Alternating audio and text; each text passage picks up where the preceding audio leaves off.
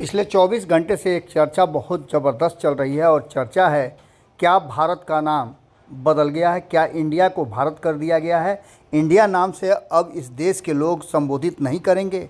दुनिया भर में क्या इंडिया के नाम से अब भारत नहीं जाना जाएगा? ये सारी बातें चर्चा का विषय बनी हुई हैं और ये चर्चा हुई है राष्ट्रपति के एक चिट्ठी के बाद। राष्ट्रपति के चिट्ठी के बाद से ये चर्चा जैसे ही शुरू हुई वैसे ही इस देश में एक अलग तरह का विचार और इन बातों को लेकर के भारतीय जनता पार्टी कटघरे में घिरती हुई नजर आई।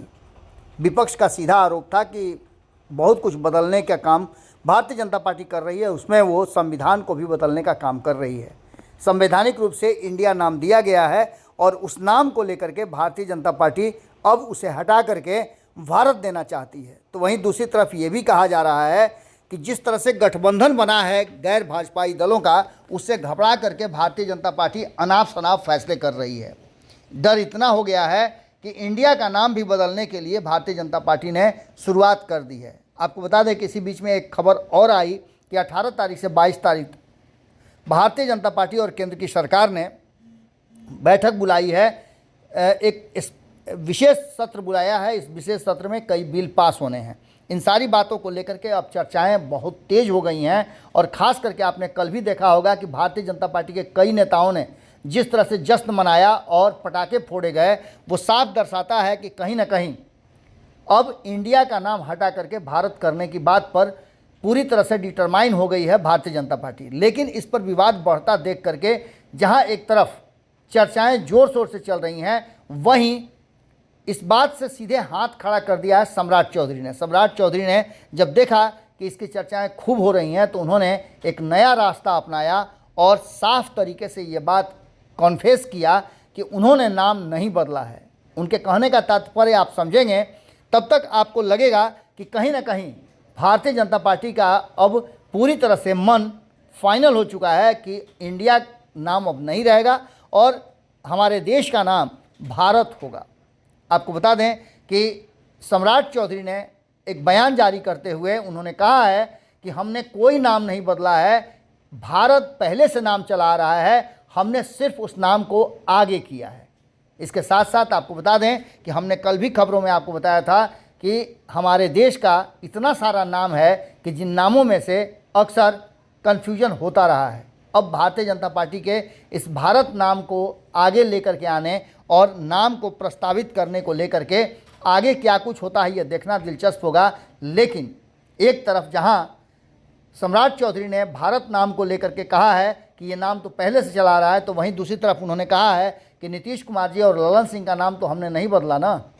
नीतीश कुमार और ललन सिंह का नाम किसने बदला है, क्या कहा है, ये सब जानते हैं। लालू प्रसाद ने नीतीश कुमार का नाम पलटू राम रखा था, हमने तो नहीं कहा था।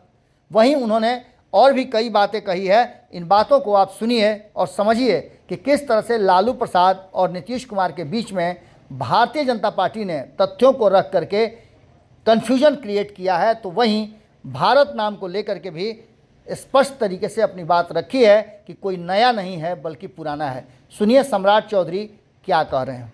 15 वर्ष तक लालू जी का डायनेस्टी चला और 18 वर्ष से नीतीश कुमार जी राज कर रहे हैं, क्योंकि लालू जी को नीतीश कुमार जी ने फंसा के जेल भेजवा दिया, सजा करवा दिया और फिर अब महलम लगा रहे हैं कि हम जो है केस खत्म करा देंगे। ब्लैकमेल करके लालू प्रसाद जी को ब्लैकमेल करके उन लोगों ने कहा कि हम कैसे वापस ले लेंगे रेलवे वाला, इसी के लिए वो साथ लाए। ब्लैकमेल करके लालू जी से गठबंधन कर लिया।